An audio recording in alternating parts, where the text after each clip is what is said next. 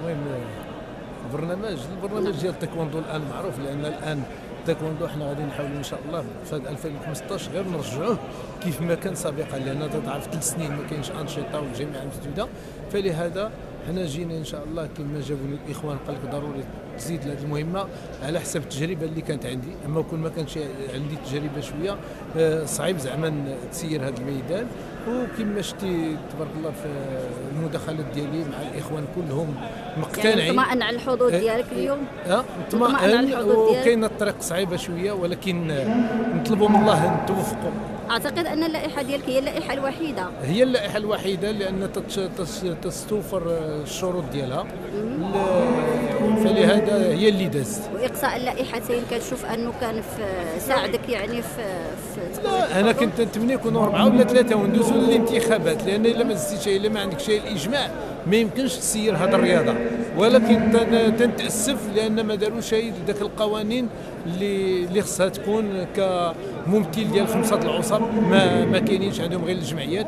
فلهذا تنتاسف وتنتمنوا لهم ان شاء الله باش حتى هما يتعاونوا معنا، لان بدون حتى هما ما يمكنش غير هما الناس اللي تقصى وسيل الادريسي كيتشكاو بانه يعني ديك التزكيه اللي خصها يعطي هذاك رئيس العصبه، ورئيس العصبه اللي هو مرشح في لائحه منافسه ما يمكنش، يعني منطقيا ما كتقبلش. كاينه 17 العصبه، انا عندي غير 6 العصبه.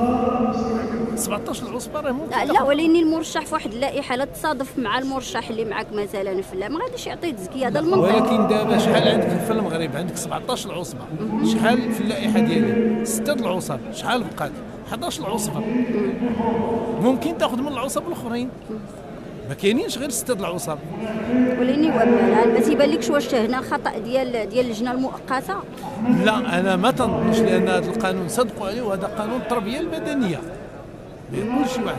وثانيا انت تعرف قانون التربيه البدنيه تيقول 5 ديال الاعضاء من العصب، ماشي الشرط ديال التزكيه. لا ماشي رئيس، لا ضروري تكون تزكيه، هذا كاين في القانون ديال التزكيه. حتى رؤساء الجمعيات باش يترشحوا خص تكون عنده تزكيه. بحال دابا انا مثلا انا ترشحت، ولكن حتى عطيت التزكيه للجمعيه، عطاتني التزكيه باش نترشح. الاخرين اللي ترشحوا كاين انا اللي مستشار في الجمعيه ولا امين المال، عطاتو الجمعيه ديالو التزكيه. ما يمكنش جمعيه واحده يكونوا فيها 2 المرشحين. صحيح.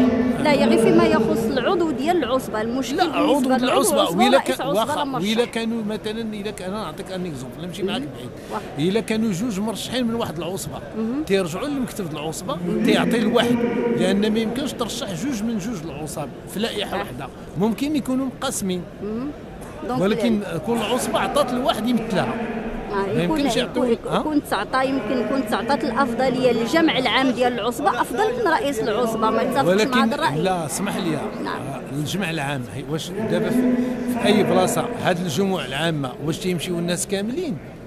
الرئيس يمثل الجمعيه ولا الجامعه ولا اي حاجه. مثلا انا دابا حنا عندنا تطورات ولا عندنا شي حاجه مثلا في الصحافه باغ اكزومبل ولا شي حاجه، واش غادي نديو كاع حنا كاع الجمع العام؟ الجمع العام تيعطي ملي تيرشح الرئيس يتكلم باسم الجامعه باسم الجمعيه، ماشي الجمع العام. هذاك الجمع العام غير تيصوت على القوانين وتيصوت. هذه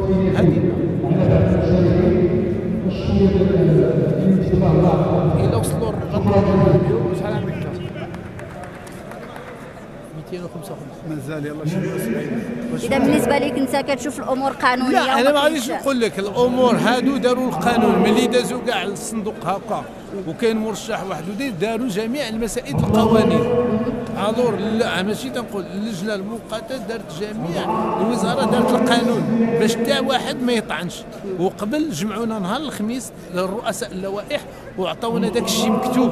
الا بغيتي نوريه لك نوريه لك. صحيح، عندي نسخه. عندك نسخه اللي ناقصه شي حاجه هو عاوتاني هذه كيتطرح فيها اشكال اخر ديال واش ما كانش يمكن اللجنه المؤقته تاخذ وقت كبر باش دير هذا الاجتماع وتعطيهم فرصه ديال تصحيح الطعون مثلا.